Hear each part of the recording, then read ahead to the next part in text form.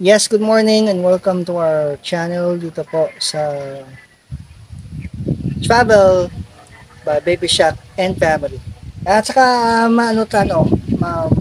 last time pa-view ko sa inyo ang link ng pagsunod sa nila mo sa area.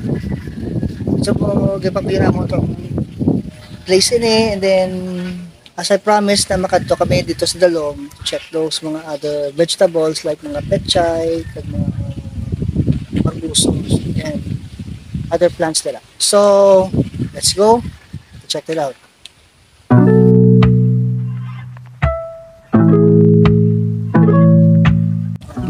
So, going down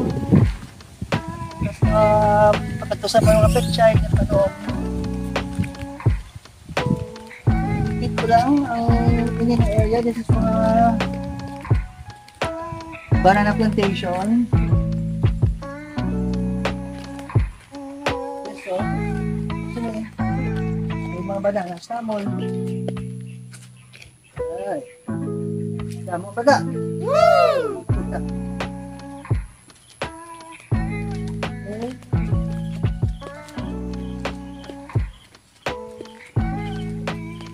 One. Woo!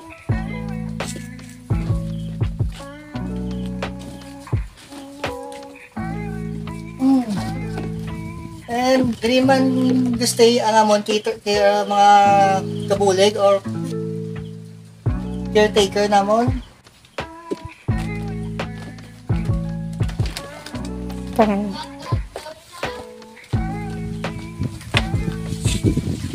Okay. So, makadto kita dire, konti nga tanong sa amon mga kabulig ang pechay.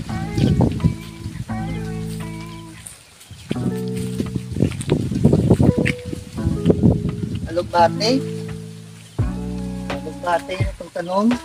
Ako, sari mga pechay namon. Wow. Muna. So,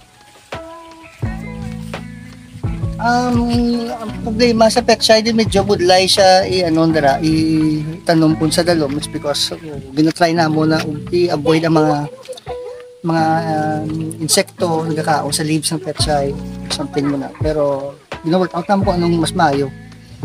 Kasi baka kami sa mga bulong to avoid para sa insekto para magmayo ang ilan na pag-grow. And you can see here may talong. Patubo pa kami talong. Okay.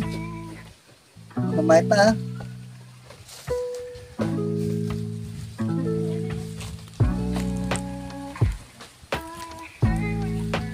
Itong area dire, mostly matalong na siya na plant. Kapayas, and other naman dito sa may dito mga plantation. Dara. So, let's go.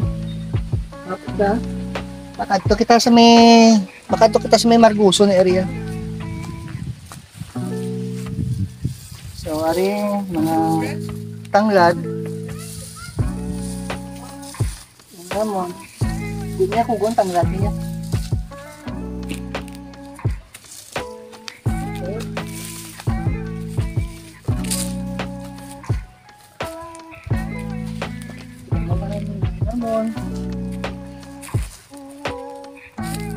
Ngaraman na talong. So makakadto kami di kadres area sa akong dinapin kapatubo kami kalabasa pa subong wala pa. Ari ho may bulak naman pagkalabasa pero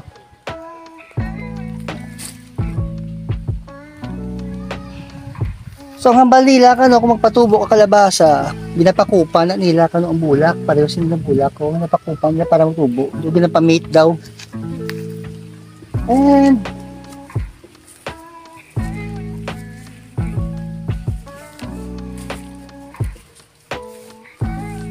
so dire ari din amo ng mga Marguso gahang Na, kita mo naman gusto naman gahang. Yay!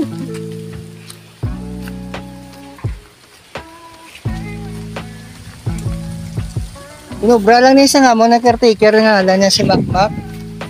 So as you can see here na ang place niya is 1 hectare ni do cliffy area, mountainous. And tama ka adventure ka relaxing. Ay. Ito masakon mga yan sa mga lagyan para sa namon sa kalabasa. Okay, and then naog kita liwat. So dili na nato na view for the meantime. And hopefully na-enjoy mo na nga mong experience diri sa mountain area, diri sa Barangay Gisyan, Tigbawan. And hopefully we'll see you again next time.